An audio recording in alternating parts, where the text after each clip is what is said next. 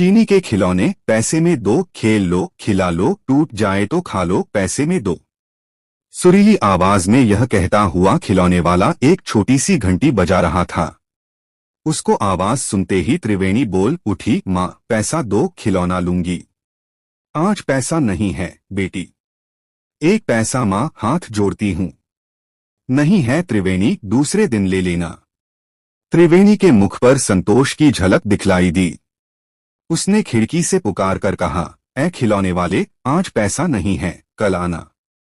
चुप रह, ऐसी बात भी कहीं कही जाती है। उसकी मां ने भुनभुनाते हुए कहा।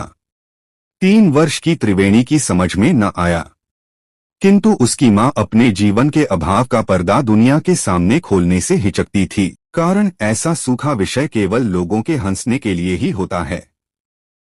और सचमुच वह खिलौने वाला मुस्कुराता हुआ अपनी घंटी बजाकर चला गया। संध्या हो चली थी। लज्जावती रसोई घर में भोजन बना रही थी। दफ्तर से उसके पति के लौटने का समय था। आज घर में कोई तरकारी न थी, पैसे भी न थे। विजयकृष्ण को सूखा भोजन ही मिलेगा। लज्जा रोटी बना रही थी और त्रिवेणी अपने बाबूजी की प्रतीक्षा कर रही थी। माँ, बड़ी तेज भूख लगी है। कातर वाणी में त्रिवेणी ने कहा। बाबूजी को आने दो, उन्हीं के साथ भोजन करना, अब आते ही होंगे। लज्जा ने समझाते हुए कहा। कारण एक ही थाली में त्रिवेणी और विजयकृष्ण साथ बैठकर नित्य भोजन करते थे और उन दोनों के भोजन कर लेने पर उसी थाली में लज्जावती टुकड़ों पर जीने वाले अपने पेट की ज्वाला को शांत करती थी। जूठन ही उसका सुहाग था। लज्जावती ने दीपक जलाया। त्रिवेणी ने आंख बंद कर दीपक को नमस्कार किया, क्योंकि उसकी माता ने प्रतिदिन उसे ऐसा करना सिखाया था। द्वार पर खटका हुआ। विजय दिन भर का थका लौटा था। त्रिवेणी ने उछलते हुए कहा, माँ, बाबूजी आ गए। विजय कमरे के कोने में अपना पुराना छाता रखकर खूंटी पर कुर्ता और टोपी टांग रहा था। लज्जा ने पूछा, महीने का वेतन आज मिला ना? नहीं मिला, कल बंटेगा। साहब ने बिल पास कर दिया है, हताश स्वर में विजयकृष्ण ने कहा। लज्जावती चिंतित भाव से थाली परोसने लगी। भोजन करते समय सूखी रोटी और दाल की कटोरी की ओर देखकर विजय न जाने क्या सोच रहा था। सोचने दो, क्योंकि चिंता ही दरिद्रों का जीवन है और आशा ही उनका प्राण। किसी तरह दिन कट रहे थे। रात्रि का समय था। त्रिवेणी सो गई थी, लज्जा बैठी थी। देखता हूं, इस नौकरी का भी कोई ठिकाना नहीं है। गंभीर आकृति बनाते हुए विजयकृष्ण ने कहा। क्यों? क्या कोई नई बात है? लज्जावती ने अपनी झुकी हुई आंखें ऊपर उठाकर एक बार विजय की ओर देखते हुए पूछा। बड़ा साहब मुझसे अप्रसन्न रहता है। मेरे प्रति उसकी आंखें सदैव चढ़ी रहती हैं। किस लिए हो सकता है? मेरी निरीहता हो इसका कारण हो। लज्जा चुप थी। 15 रुपए मासिक पर दिन भर परिश्रम करना पड़ता है। इतने पर भी ओह, बड़ा भयानक समय आ गया है। लज्जावती ने दुहक की एक लंबी सांस खींचते हुए कहा। मकान वाले का 2 मास का किराया बाकी है, इस बार वह नहीं मानेगा। इस बार न मिलने से वह बड़ी आफत मचाएगा। लज्जा ने भयभीत होकर कहा।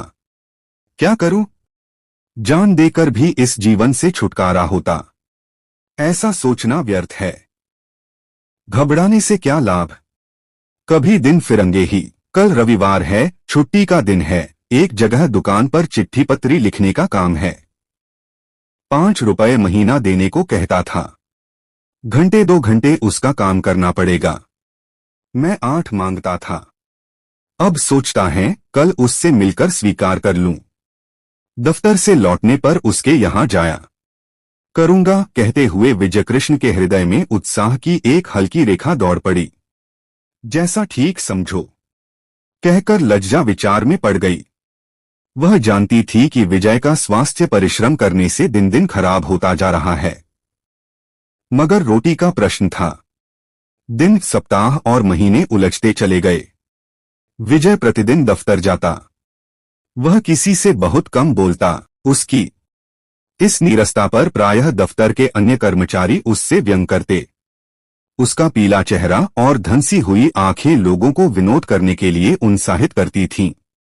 लेकिन वह चुपचाप ऐसी बातों को अनसुनी कर जाता, कभी उत्तर न देता। इस पर भी सब उससे असंतुष्ट रहते थे। विजय के जीवन में आज एक अनहोनी घटना हुई। वह कुछ समझ न सका। मार्ग में उसके पैर आगे न बढ़ते। उसको आंखों के सामने चिंगारियां झलमलाने लगीं। मुझसे क्या अपराध हुआ? कई बार उसने मन ही में प्रश्न किए। घर से दफ्तर जाते समय बिल्ली ने रास्ता काटा था।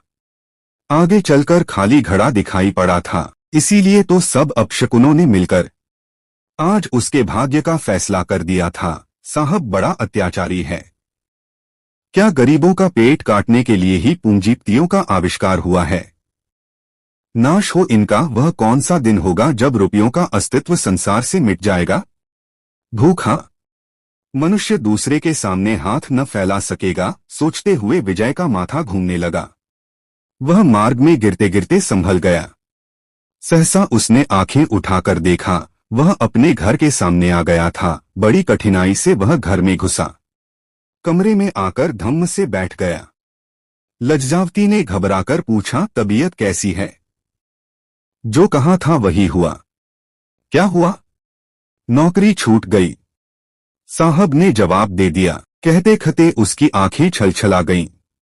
विजय की दशा पर लज्जा को रुलाई आ गई। उसकी आंखें बरस पड़ी। उन दोनों को रोते देखकर त्रिवेणी भी सिसकने लगी। संध्या की मलिन छाया में तीनों बैठकर रोते थे। इसके बाद शांत होकर विजय ने अपनी आंखें पोंछी, लज्जावती ने अपनी और त्रिवेणी की। क्योंकि संसार में एक और बड़ी शक्ति है जो इन सब शासन करने वाली चीजों से कहीं ऊंची है, जिसके भरोसे बैठा हुआ मनुष्य आंख फाड़कर अपने भाग्य की रेखा को देखा करता है।